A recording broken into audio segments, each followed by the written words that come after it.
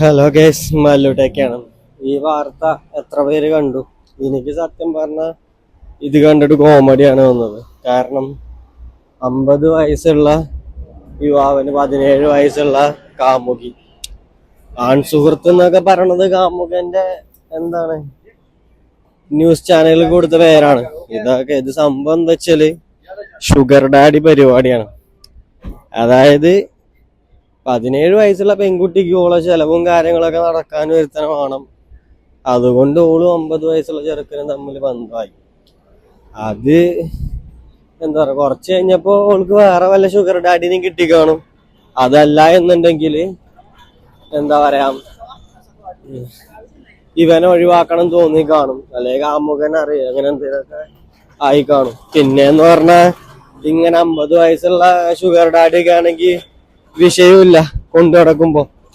കാരണം ആര് ചോദിച്ചാലും അച്ഛനാന്നോ അമ്മാവനാന്നോ അല്ലെങ്കിൽ എന്താ വല്യച്ഛനെന്നോ അങ്ങനെ എന്തെങ്കിലുമൊക്കെ പറഞ്ഞ ഐസായിട്ട് കൊണ്ടു നടക്കും ചെയ്യാം. വലിയ വിഷയമൊന്നുമില്ല.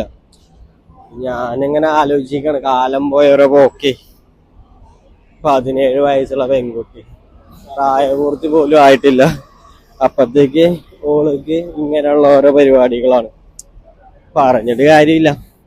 പക്ഷെ എന്താ പറയാ, മാതൃഭൂമി ന്യൂസ് കൊടുത്ത ഈ ഒരു ന്യൂസില് എന്താ പറയാ, ഫേക്ക് ആണോ അതോ റിയൽ ആണോ എന്ന് അറിയാൻ പാടില്ല. പക്ഷെ വേറൊരു ചാനലിൽ വന്നൊരു ന്യൂസില് ഉള്ളത് എന്താന്ന് വെച്ചാല് 17 വയസ്സായ പെൺകുട്ടീനെ ശല്യം ചെയ്യാൻ നോക്കിയ 50 വയസ്സുള്ള ഒരാളാണ്, ആൾക്കെതിരാണ് 17 വയസ്സുള്ള പെൺകുട്ടി കൊട്ടേഷൻ കൊടുത്തതെന്നാണ് ഉള്ളത്. അതായത് യുവാവിന് കുറച്ച് സാരമായ പരിക്കേറ്റിട്ടുണ്ട്.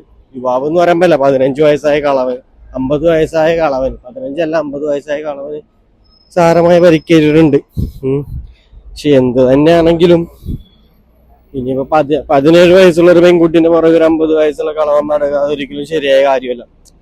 സംഭവം 4 എണ്ണം പൊട്ടിക്കേണ്ട ഇതാണ് ആളുടെ കയ്യിലുള്ളതെങ്കിലും, പക്ഷെ ആ പെൺകുട്ടിക്ക് കൊട്ടേഷൻ കൊടുത്തത് നല്ലൊരു കാര്യമായിട്ട് എനിക്ക് തോന്നുന്നില്ല.